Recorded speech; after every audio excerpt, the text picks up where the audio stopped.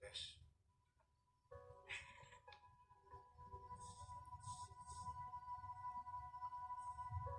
Eh, huwag mong hanapin sa akin yung wala dito.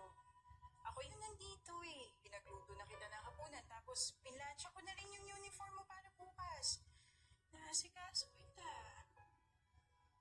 Dapat nandito na yung mga ganitong oras, ha? Yung babaeng yan. Kung makalakwat siya, akala mo sinong dalaga. Laging wala. Iba din talaga yung hulog ng marites na yan.